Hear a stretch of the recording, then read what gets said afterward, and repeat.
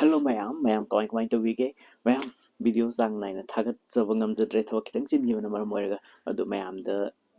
yang handling by tare ko video ma'am mà lấy jari keno ki spring ki de ki Japan ki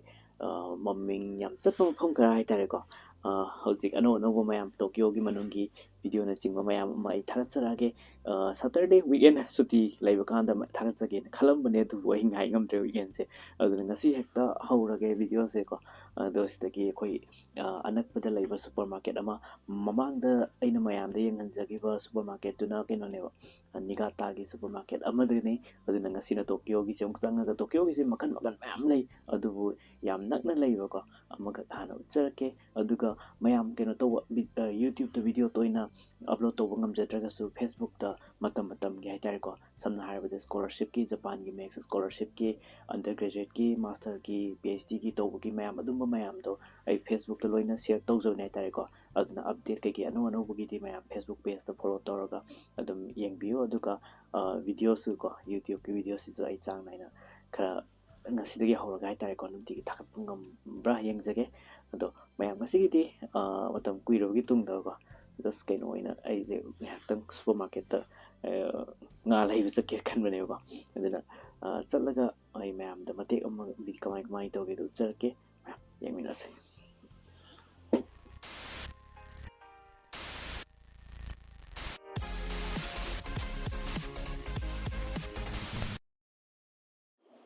ma'am हजिक Japan की Tokyo super market लेजैसीको ma'am Japan की पोचे तांगे अखोई ममांग super market कई ममन कई क्या पीब कमाई तौर उच्चग्रे अदो ममांग उच्चगे निगाता लेजरब निगाता प्रिफेक्चर की अदो टोक्यो की हेक अखोई लेकाई हाइतारेको याम नक्ना लेब मिनट अनी अहम चलग सुपर मार्केट ने सिगे मनुंग दे योलिब पोचे सुपर मार्केट अनी खक ले सिना खर ngन लोले अमना 24 hours ने को अदो चंगा कई पोट लेगे ममन क्या पीगे दो आई मैम तो चरके येमिनसे मैम सिदगी हौरे सिदा थम्मीबो केनोसे जापान द पोट चै पीबो खोटपा मैम द केनो तोसी कोइबो चटपा खोइना पीनाबसी उहै वहै जे याम पीने हाइतारेको सुमबसे गिफ्ट ओइन पीबगिने अदुना सिदा थम्मीबसे सिगिसे ममनसे पॉलिसिंग केनोसे अखोई ngasi से पैसा जापान की पैसा लुपा चामगा 100 yen ga अखोई की रुपीस तने 53 अदुमाइना लेबो मालेको अदुना मैम सिगिसे लुपा लिसिंग अमगा सट्रेट समथिंग अदुमाइना लेबो मालेको सिगिसे सिग असेंग बममल दिसे अदुम मैम ना चानाबो कमन नोइबदि लुपा अदुम चट्रुक चट्रेट स्वाइदा फंगे हाइतारेको अदु अदु सिदा लेगे वहै मखन मखन जापान दा मपान दे पुसिलकपा ना किहोंग गुमगसे सुमाइना मपान दे पुसिलकपा सिंजे अदुम खर तांगे हाइतारेको ममन थारा लोइन थम्बिरेको ड्रैगन फ्रूट्स लेरे किवी एवोकाडो दे मतम की हई केनो हाइतारेको अदुम से थम्बियो सिंजे देन वेजिटेबल सिंजिनो सुमाइन थम्बि सिना चंप्राने then take a yore hoi truck stang hoi truck aze no chuzak se amada ni maman ja lupa samye khai hen b1 moi paisa da na lupa 322 ga pi chuzak matam de ba adu ga kaino se sin torbot male torbot akhai bani masum amada pi je lupa sam tara kun da mai pi sima da tang ko pot se lo mayam na pot se loin tang brai se da matam gi ahong bu su lei ko se tham sing se dum khara ken to special loi bang toina asai am nan na siak se yum da tin ko mu ne sida de pot sam ka pi amada ahong mu kham se lei ko se kaman noi na Tokyo manung gi sum ken to bo pot se mayam da ne maroi na pupi pasam pi asi mayo bo mada smaya thambi dai ko makhan ne le so soi yes andagi tilau sanam se le jare tilau sanam je dum tang mane jab sanam ahong amada ne si piris ma manjil pa kumpu pi amada sanam je makhan lai ma pan de pusila pa na kar hong main ga se masak main ga se dum haw masali am ani ole pot khuding ma sanam lupa saungagi lupa saunga yangkai saunga ga khara saunga yangkai muki sanam hai tare ko stu thamis then thaknaba das loi le ma loi sure beer to coffee the green tea smai loi thambi re then salad kumba dum salad kumba nas le 10% discount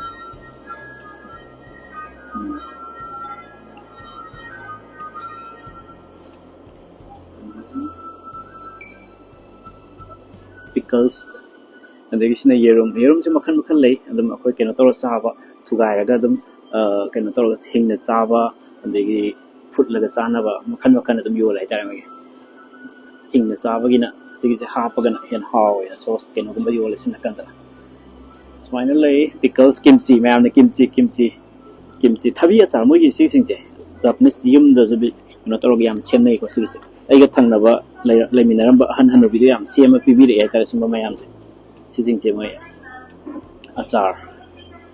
dagi ume boshi plum ume kimchi le kimchi ju makhan hawai char sida le hawai char makhan to le makhan tofu se Japanese ke diam chai ko hakchang fa ba ken to ba seafood yam tare ko thammi je makhan mathen suna phange tare nga sashimi gi ko hingna chaw ya ba nga singden makhan happy discount je tung je thenga ga dum discount pi thari ko 40% ai je ngasi hoji ga dum ta ho nge tare ko aseng mo yam ta nga so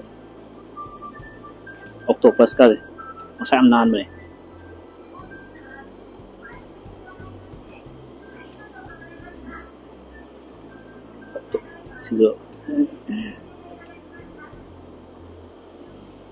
Semain tu nga di section lain ada mid case, ada mid tham tare ko. Degi nga se ini yang pakai pam nga se lain memang. Ai favorite nes saman je. Mui grill tu kan, yon tu direct sabi house lain.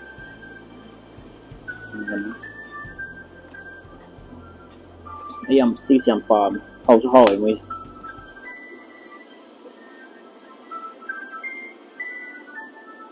Dunti karam belai rasa ke,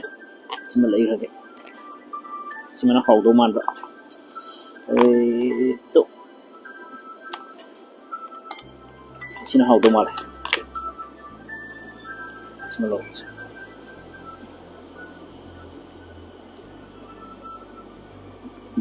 Yen je maru yau tu bini ya mana. Maru log tu bayan bire. Sedang ngal lagi ko, singa makhan thambi re san je maya wagyu ga to atang san do maina piece massage dani ko manje lupa chatruk yo mo singa maga khara hai se chatruk khara du main piram do male ko pisa sa se san da haw sigi maina phet ka put masala pun ba se yam haw e tare ko aduna ni mo yam tangi je wagyu rib ni ko okse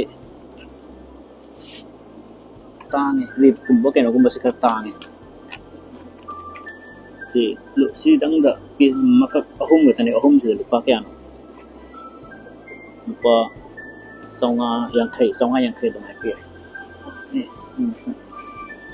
asi hong ni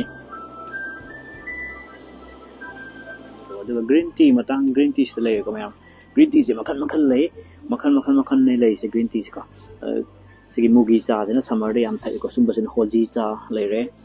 hiraga na ka takana Japanese kitang pa ba tho ga de mayek sing jiloi na khang ni ka no de ni ma simarak kana Japanese ko hoji khandak week tagi sar mangal de gi misrina ko anima Japanese singa sing ya school ge sing jamai chinga ma khong anima class hore duna mayam Japan de lak nimba like tamba scholarship ki keno gi sing duna ai gi keno to kang bu tare ko haina support to buda yaw basing biro kana misrina da contact to biro aduga keno gi Japanese language school de semong ka ko basang ning ba keno to na o jamangal da contact to biro tare ko green tea 的是 quite 好嘅啫，咁用得好似 ꯊꯕꯛ ꯇꯧꯀꯥꯟꯗ ꯀꯩꯅꯣ ꯑꯩꯅ ꯑꯌꯥꯝꯕꯅ ꯁꯤ ꯑꯗꯨꯝ ꯊꯛꯑꯦ ꯑꯗꯨꯕꯨ ꯍꯥꯎꯕꯁꯦ ꯁꯤꯅ ꯈꯔ ꯍꯥꯎꯋꯦꯕ ꯔꯣꯁꯇꯦꯠ ꯀꯩꯅꯣꯁꯤꯅ ꯑꯗꯣ ꯍꯥꯎꯕꯒꯤ ꯃꯍꯥꯎꯁꯦ ꯀꯩꯅꯣ ꯇꯧꯔꯒꯗꯤ ꯁꯤꯒꯤꯁꯦ ꯄꯥꯎꯗꯔꯁꯤꯅꯕꯨꯗꯤ ꯁꯝꯃꯦꯕ ꯈ꯭ꯋꯥꯏꯗꯒꯤ ꯁꯝꯕꯗꯤ ꯄꯥꯎꯗꯔꯅꯦ ꯑꯗꯣ ꯄꯥꯎꯗꯔ ꯅꯠꯇꯕ ꯑꯣꯏꯔꯒꯗꯤ ꯂꯣꯜꯂꯒ ꯏꯁꯤꯡ ꯑꯁꯥꯕꯗ ꯀꯩꯅꯣ ꯇꯧꯔ ꯊꯛꯄ ꯁꯤꯅ ꯈ꯭ꯋꯥꯏ ꯍꯥꯎꯋꯦ ꯁꯤ ꯃꯌꯥꯝꯅ ꯗꯤꯃꯥꯟ ꯌꯨꯝꯗ ꯀꯩꯗ ꯀꯩꯅꯣ ꯇꯧꯔꯛꯄꯗ ꯁꯤꯅ ꯈ꯭ꯋꯥꯏꯗꯒꯤ ꯑꯣꯏ ꯆꯥꯁꯦ matcha green tea with roasted rice ꯑꯁꯤꯅ ꯌꯥꯝ ꯍꯥꯎꯋꯦꯅ ꯀꯩꯅꯣ ꯍꯥꯏꯕꯤꯔꯛꯑꯦ ꯑꯗꯨꯅ green tea ꯁꯦ ꯃꯈꯜ ꯃꯈꯜ ꯂꯩ ꯄꯥꯎꯗꯔꯁꯤꯅ ꯌꯥꯝ ꯇꯥꯡꯉꯦꯀꯣ ꯃꯃꯜꯁꯦ ꯈꯦꯠꯅꯕ ꯗꯤꯐ꯭ꯔꯦꯟꯁꯁꯦꯀꯣ ꯗꯕꯜꯅꯦ ꯃꯥꯅ so green tea ꯁꯦ ꯃꯐꯝ ꯃꯐꯝꯒꯤ ꯂꯩꯕꯅꯤꯅ ꯑꯃꯒ ꯀꯩꯅꯣꯁꯦ ꯈꯦꯠꯅꯩꯀꯣ ꯍꯥꯏꯗꯤ ꯁꯤꯗꯗꯪ ꯌꯦꯡꯕꯤꯔꯣ ꯃꯃꯜꯁꯦ ꯈꯪꯆꯣꯡ ꯆꯣꯡꯕꯁꯨ ꯌꯥꯎꯔꯛꯀꯅꯤꯀꯣ ꯁꯤꯅ 300 ꯍꯣꯏ ꯈꯤꯇꯪ ꯀꯩꯅꯣ ꯇꯧꯕ ꯁꯥꯏꯖꯇ ꯑꯗꯨꯝ ꯀꯩꯁꯨ ꯌꯥꯝ ꯈꯦꯠꯅꯕ ꯅꯠꯇꯦ ꯃꯃꯜꯁꯤꯗ ꯌꯥꯝ ꯈꯦꯠꯅꯩꯁꯦ ꯑꯗꯨꯅ ꯄꯣꯠꯁꯦ ꯃꯥꯒꯤ ꯕ꯭ꯔꯥꯟ ꯍꯥꯏꯒꯗ꯭ꯔꯥ ꯀꯩꯅꯣꯗꯨꯁꯨ ꯂꯩꯔꯦ ꯁꯦꯝꯕꯩꯗꯅ ꯃꯈꯜ ꯃꯈꯜ ꯑꯆꯥꯄꯣꯠ ꯁꯤꯁꯤꯡꯁꯦ ꯑꯍꯟ ꯌꯥꯝ ꯃꯣꯏ ꯖꯥꯄꯅꯤꯁꯈꯩꯅ ꯌꯥꯝ ꯄꯥꯝꯃꯦ ꯊꯨꯝꯒꯤ ꯐ꯭ꯂꯦꯚꯔ ꯑꯗꯒꯤ ꯁ꯭ꯔꯤꯝ ꯈꯥꯖꯤꯡꯒꯤ ꯐ꯭ꯂꯦꯚꯔ ꯀꯩꯅꯣꯁꯤꯡꯁꯦ ꯑꯗꯒꯤ ꯃꯣꯏꯒꯤꯗꯤ ꯁꯤꯋꯤꯠꯀ ꯑꯗꯒꯤ ꯋꯥꯁꯥꯕꯤ ꯐ꯭ꯂꯦꯚꯔꯒꯨꯝꯕ ꯋꯥꯁꯥꯕꯤꯒꯨꯝꯕ ꯀꯩꯅꯣꯒꯨꯝꯕꯁꯦ ꯂꯩ ꯑꯗꯨꯒ ꯀꯞ ꯅꯨꯗꯜꯁꯇꯣ ꯃꯌꯥꯝ ꯑꯩꯅ ꯎꯠꯆꯒꯦ ꯍꯥꯏꯕꯗꯣ ꯀꯞ ꯅꯨꯗꯜꯁꯇꯣ ꯁꯤꯗ ꯂꯣꯏ ꯂꯩꯔꯦꯀꯣ ꯁ꯭ꯋꯥꯏꯗ ꯀꯞ ꯅꯨꯗꯜꯁꯁꯦ ꯎꯠꯆꯔꯛꯀꯦ ꯀꯞ ꯅꯨꯗꯜꯁꯁꯦ ꯀꯩꯀꯩ ꯂꯩ ꯀꯞ ꯅꯨꯗꯜꯁꯁꯦ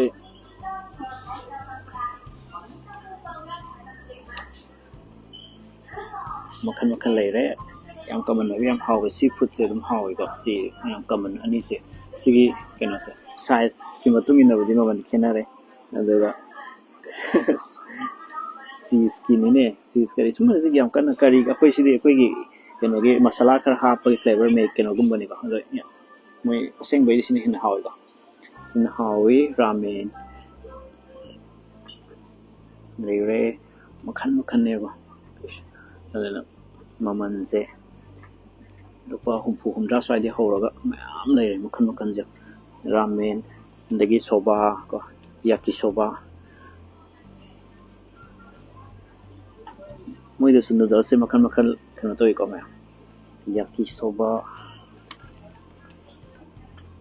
ꯃꯦꯒꯤꯒꯤ ꯇꯥꯏꯞ ꯇꯧꯕꯁꯦ ꯑꯗꯨꯅ ꯁꯤꯁꯤꯡꯁꯦ ꯐꯪꯉꯦ ꯁꯤꯒꯤ ꯃꯅꯨꯡꯗ ꯄꯦꯀꯦꯠ ꯄꯤꯁ ꯀꯩꯅꯣ ꯑꯣꯏꯅ ꯌꯥꯎꯋꯦꯀꯣ ꯀꯣꯔꯤꯌꯟ ꯀꯩꯅꯣꯁꯤꯅ ꯀꯣꯔꯤꯌꯟ ꯃꯌꯦꯛꯇꯤ ꯏꯁꯦ ꯀꯣꯔꯤꯌꯟꯗꯒꯤ ꯀꯩꯅꯣ ꯇꯧꯔꯛꯄ ꯃꯥꯜꯂꯦꯀꯣ ꯀꯣꯔꯤꯌꯥꯗꯒꯤ ꯖꯄꯥꯟꯒꯤ ꯂꯩꯀꯣ ꯁꯤꯗ ꯃꯤꯁꯣ ꯔꯥꯃꯦꯟꯁꯤꯅ ꯃꯤꯁꯣ ꯂꯩꯔꯦ ꯐ꯭ꯂꯦꯚꯔ ꯇꯣꯉꯥꯟ ꯇꯣꯉꯥꯟꯕ ꯀꯩꯅꯣꯁꯤꯡꯗꯨꯅꯦ ꯃꯣꯏꯅ ꯊꯝꯃꯤꯁꯤꯡꯁꯦ ꯑꯗꯨꯅ ꯔꯥꯃꯦꯟꯁꯦ ꯁꯨꯃꯥꯏꯅ ꯌꯣꯜꯂꯦ ꯌꯨꯝꯗ ꯍꯧꯔꯒ ꯁꯦꯝꯅꯕ ꯏꯁꯤꯡ ꯑꯁꯥꯕ ꯍꯥꯞꯆꯤꯜꯂꯒ ꯁꯤꯅ ꯃꯣꯔꯣꯛ ꯏꯁꯄꯥꯏꯁꯤꯗꯨꯅꯤꯅ ꯃꯣꯔꯣꯛ ꯁꯥꯕꯤ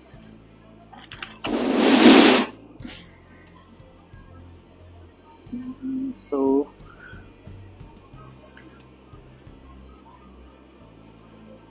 ꯃꯈꯜ ꯃꯈꯜ ꯂꯩꯔꯦ ꯀꯩꯅꯣ ꯇꯧꯁꯦ ꯁꯤꯁꯤꯡꯁꯦ ꯃꯁꯛ ꯌꯥꯝ ꯐꯖꯕꯅꯦ ꯍꯥꯎꯗꯧꯕꯗ ꯃꯥꯟꯕꯅꯦ ꯎꯕꯗ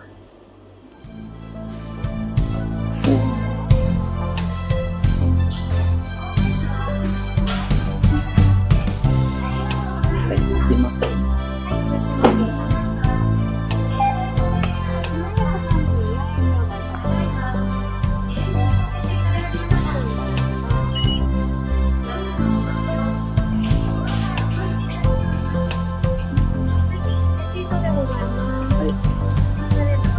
arigatou gozaimasu untuk mayam masih di matang swider lotion lagi matang di video dong